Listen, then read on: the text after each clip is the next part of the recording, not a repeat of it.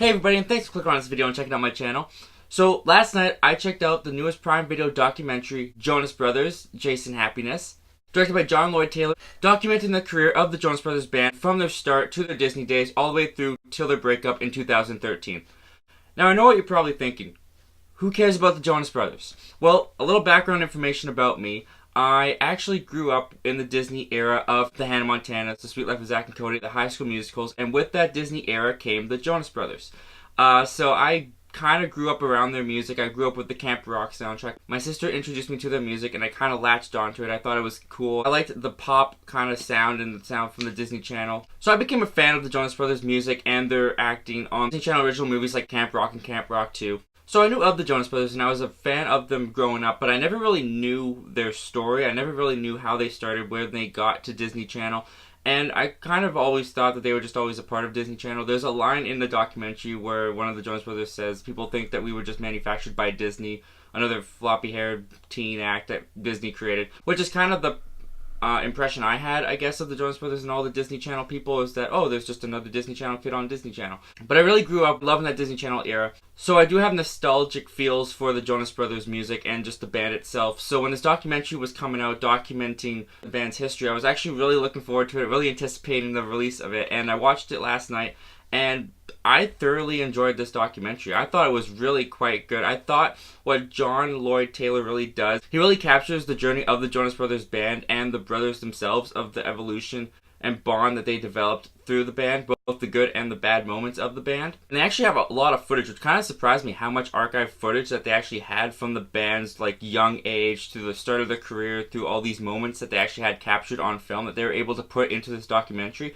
And the way that the documentary flows and is put together really feels like a story being told chronologically and linear. I liked how they put the documentary together. It really felt like going through the experience of the band with the brothers. Like you started right when they started, through their whole like peak of their career to their eventual breakup.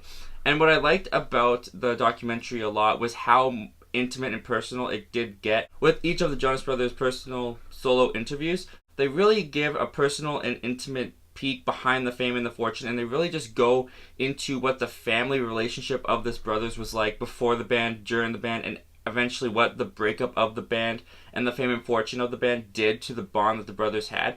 And what I thought was really great about this documentary is how it put the theme and aspect of family front and center. There's a lot of talk about the fame and fortune and how big the band got, like all these other musical documentaries where the artist or the band is just like the biggest thing on the planet. They became a sensation and all that.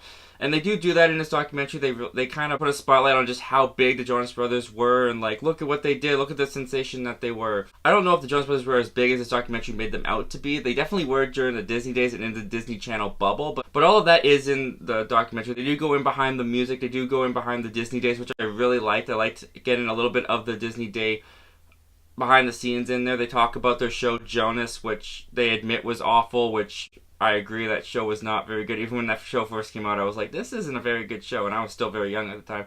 And they talk about how they kind of have their regrets of Jonas Season 2. They didn't want to do a second season of the show, which is actually Jonas LA. Which is a shame, because I really actually like that show.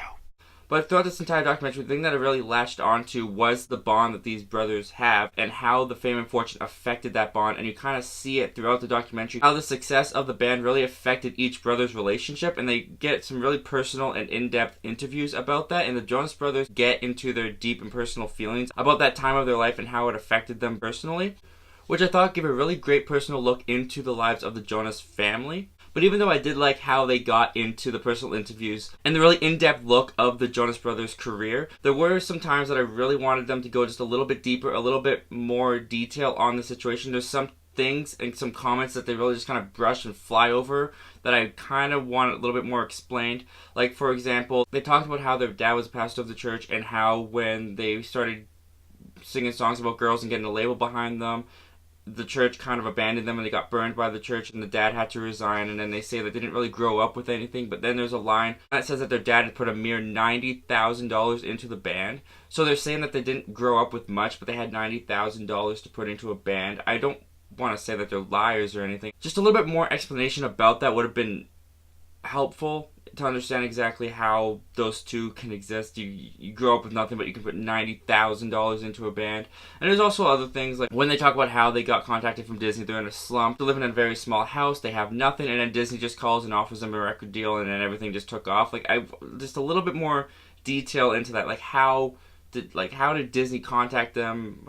Like, obviously they probably cut out all the paperwork stuff, but just the way that they describe it in the documentary does seem a little brushed over, does seem a little like you're missing some details there. It seems a little bit too fast, too easy for Disney to just contact you and offer you a record deal, and then all of a sudden you became a huge sensation. Also, I would say if you're not a Jonas Brothers fan, this documentary is not going to do anything for you. You could really look at this documentary and just be like, oh, it's three white rich guys talking about their rich guy problem. And a lot of the documentary does kind of feel like that. Like, I don't think you're going to leave this documentary going, man, I feel so bad for the Jonas Brothers. Besides some of the stuff at the beginning, the Jonas Brothers really don't have that rough of a time as far as their success went. But what this documentary really captures, and what is so touching about the documentary, is the bond about the brothers. It really puts that bond and that family aspect front and center, and that's what you really get attached to during the documentary. And I would say that that's actually the most intriguing part of the documentary. The Disney era stuff to learn about is a lot of fun, and so is the career build-up and all that. But the thing that really gives the documentary heart is that bond with the brothers. And to see throughout this documentary how that bond got kind of fractured and how they were able to kind of mend it back together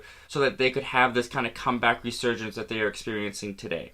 And as a fan of the Jonas Brothers and of that Disney era, I felt like it really captured the journey of the Jonas Brothers in a complete and chronological way, although I do wish that it went into some of the things a little bit more. And it really is just a touching story of how fame and fortune can affect a family, and how this particular family was able to overcome the bondage that can be broken by fame and fortune. If you're a Jonas Brothers fan, I would recommend checking it out. If you're not, I don't think it would do much to change your mind, but I do think it captures the story of this band of brothers in a beautiful and touching way.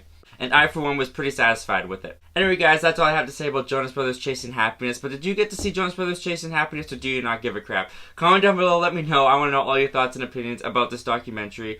And when did you first hear of the Jonas Brothers? Anyways, guys, thank you so much for clicking on this video and checking out my channel. Once again, guys, my name's Zachary Milne. Thank you for talking movies with me, and hope you have yourself a great day.